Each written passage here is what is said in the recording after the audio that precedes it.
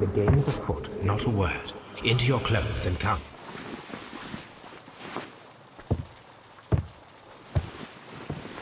I'll wait for you in the sitting room. I've just received a note from Inspector Lestrade, a letter from the suburbs. He is in need of my presence. Whenever he has asked for my assistance, it has always turned out to be entirely justified. I fancy that every one of his cases has found its way into your collection. Yes, they all seem worthy of... However, I regret your fatal habit of looking at everything from the point of view of a story instead of a scientific exercise. Oh, Holmes, you... I beg your pardon, I digress. It would be much better to examine this letter than to try to convince you.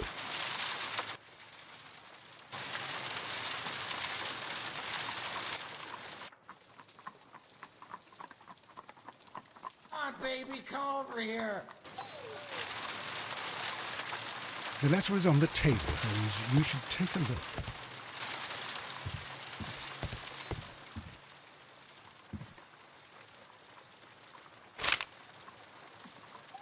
I can tell from Lestrade's handwriting that he was in a hurry when he wrote this letter. A wax seal with the monogram E.B.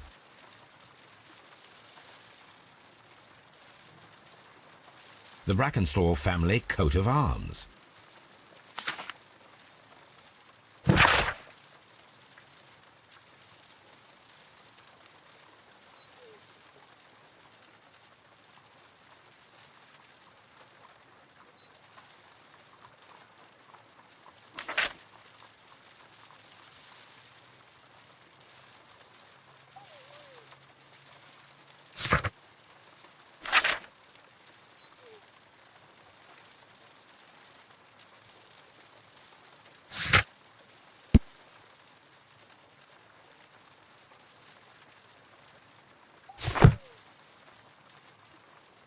So, what is it, Holmes? Promising, as always. It appears to be a case of murder. So you believe that Sir Eustace is dead? I should say so.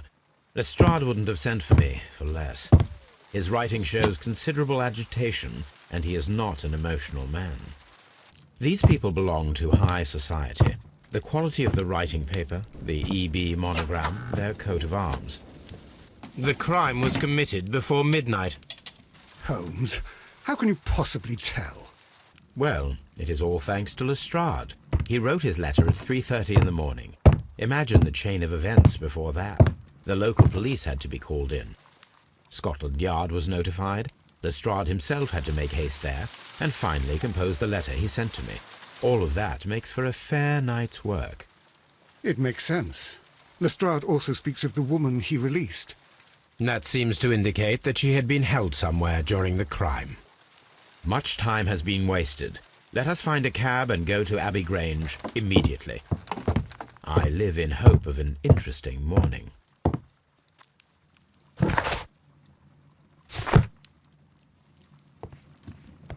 This is where I keep my post.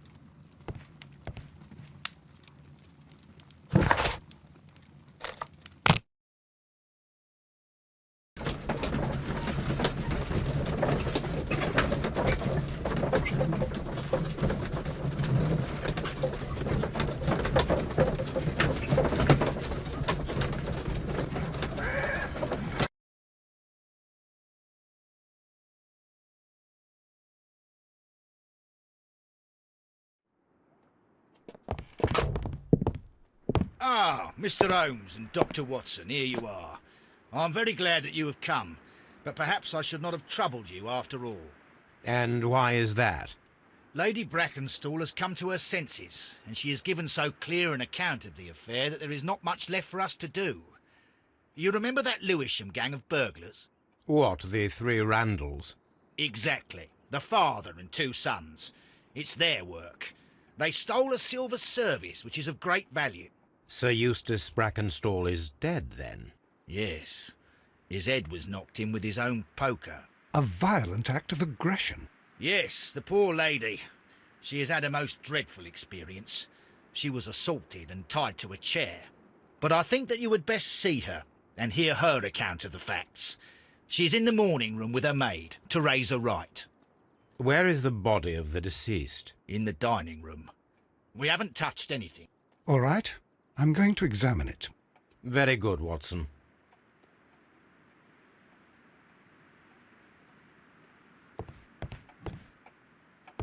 Baron Lyndon Brackenstall.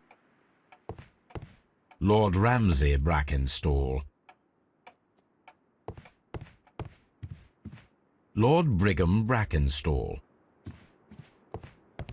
Sir Warthen Brackenstall. Lord George Brackenstall. The Brackenstall family seems rather austere.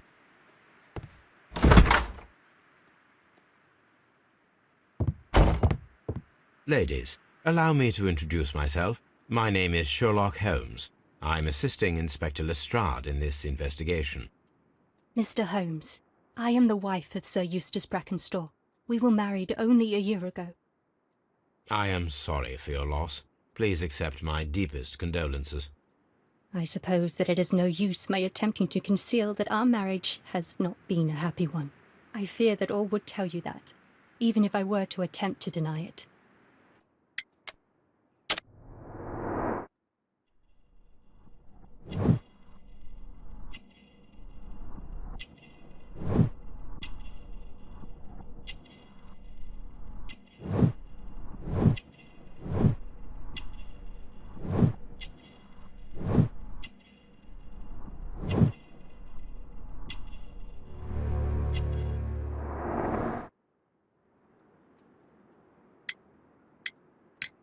Can you describe to me the events of yesterday evening? Is it really necessary? I have already told Inspector Lestrade all that happened. Yes, madam, it is. I will tell you then. Sir Eustace retired about 10:30.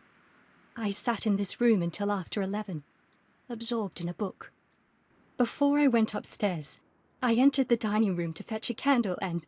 oh God. Please, go on. As I approached the French window, I found myself face to face with an elderly, broad-shouldered man who had just stepped into the room. Close behind the first man, I saw two others. One of them struck me a savage blow with his fist and felled me unconscious to the ground. And then? When I came to myself, I found that they had secured me tightly to a dining room chair. It was at that instant my unfortunate husband entered the room. He fought with the intruders? Yes, I think he had heard them, for he was holding his stick. But they were three, and he eventually succumbed. One of them, the elder one, struck him a terrible blow with the poker. I fainted once more. When I opened my eyes, they had withdrawn. Then my brave Teresa came to my assistance. Did these three villains steal anything? Yes, I found that they had taken the silver from the sideboard, but you can see for yourself in the dining room.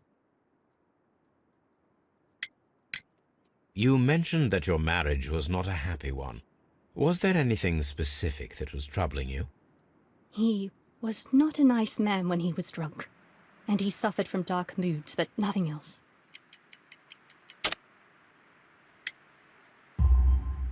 The bruises on your hands are at least 1 week old. Your husband caused those bruises? Oh, do you? Yes, he did. He was very angry at the time. Out of control. Again. Sir Eustace was a drunkard. To be tied to such a man for life is worse than death. Your ladyship?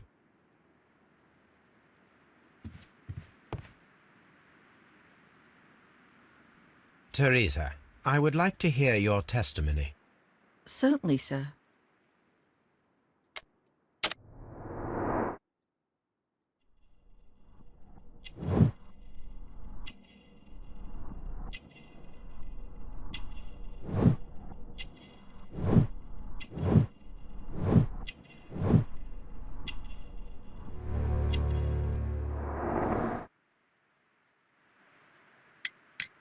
As I sat by my bedroom window, I saw three men in the moonlight down by the lodge gate. But I thought nothing of it at the time. Oh, if I'd known. And then? I went to bed, and it was more than an hour after that I heard my mistress scream. and down I ran, to find her tied to the chair and him on the floor with his head smashed. That's all I know.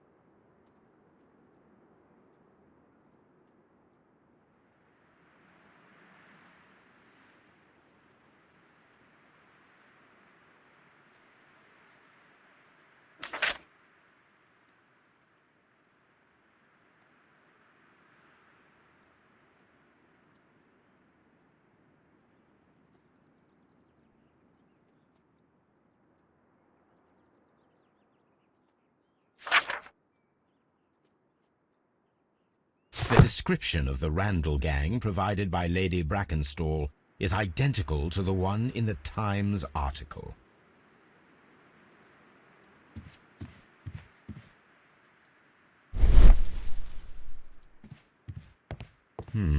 These scratches are most definitely made by the picture frame. This is Sir Eustace's safe. There may be something important inside. I must ask Lady Brackenstall to open it.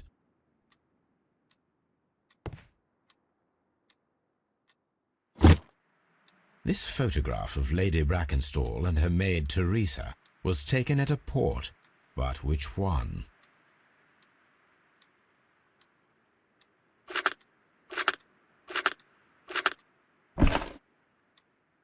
So the lady and her maid came from Australia a year and a half ago on this ship.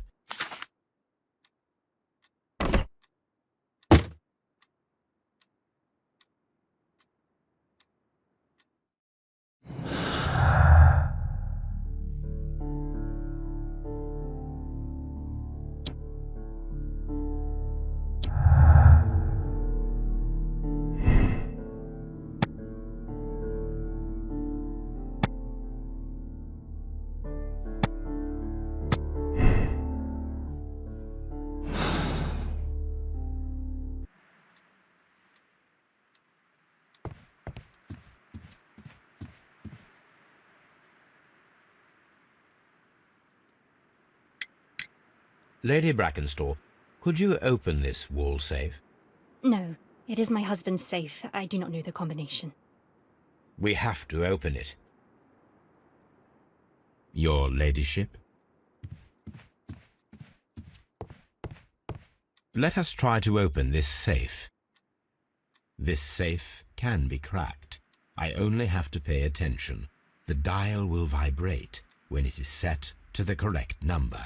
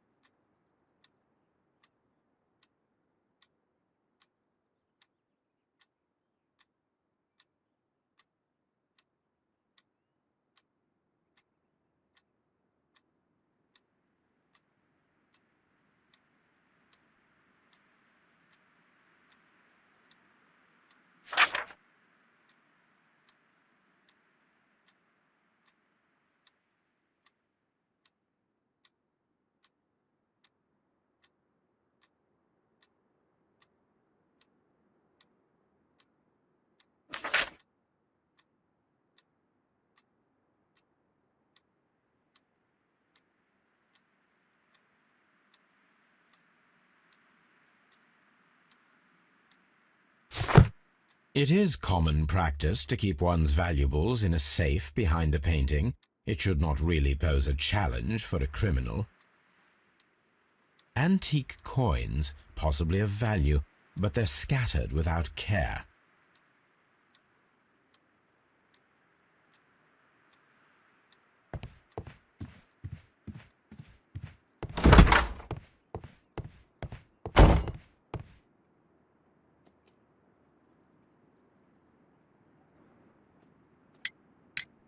What do you know about Sir Eustace, Inspector?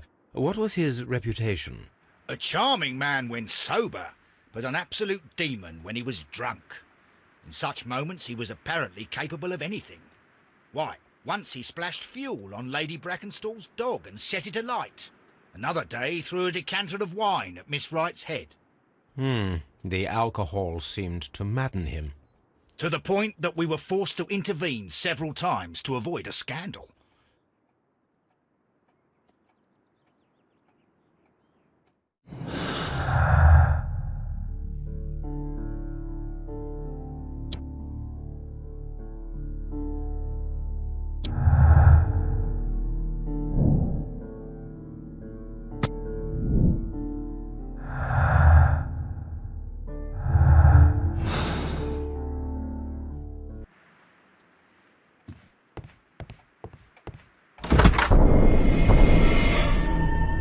You should examine the body of Sir Eustace Brackenstall.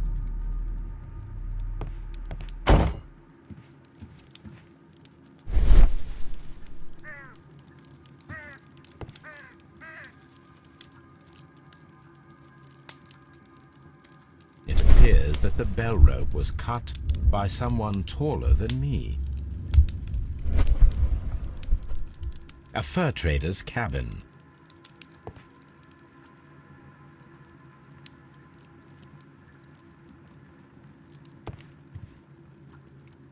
So, Watson, what have you learned from examining Sir Eustace's body? Well, I can confirm that the death was instant. Sir Eustace was facing his attacker when he received the blow to his head. There are no other apparent injuries. Quite a large stick, a formidable weapon. That must be the murder weapon. The head was cracked with the force of the blow.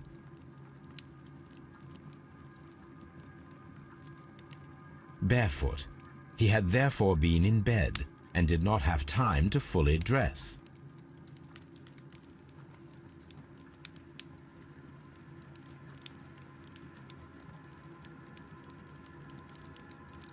It is covered in blood. Sir Eustace might have struck his head upon it while falling from the blow. That is one possible explanation.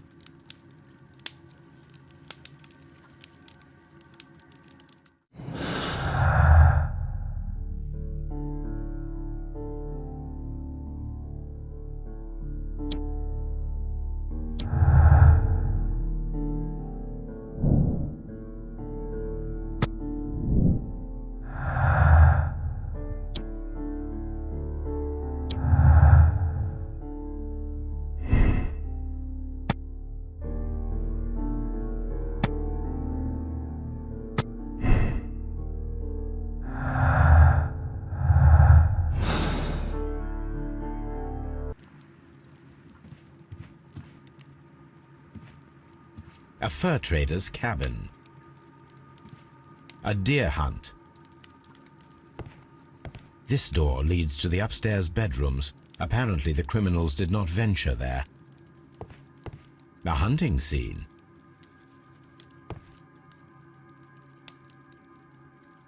A bottle of wine is missing here. These wine bottles are expensive and mostly from France.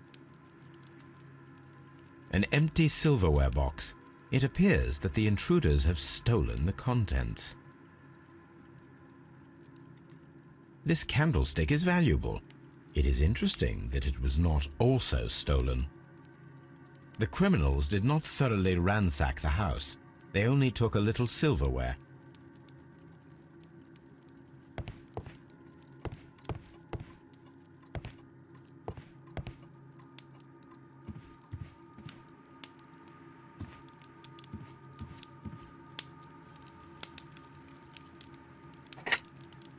This glass has some wine traces, but no visible beeswing. There is beeswing at the bottom, as if the wine had not been decanted before being poured. This glass has some wine traces, but no visible beeswing. It is rather strange that only one of these glasses has dregs of beeswing inside it, while the other two are clear. Chateau Calon-Ségur, French wine, Grand Cru. A decanter standing next to the open bottle, an inseparable pair indeed.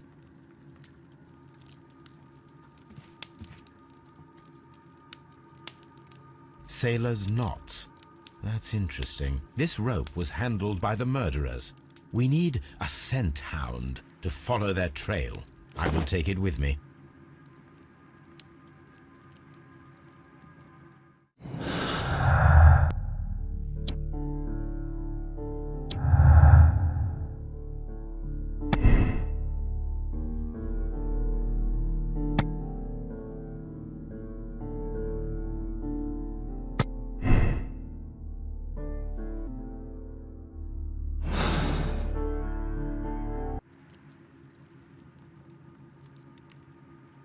This is the chair that Lady Brackenstall was tied to.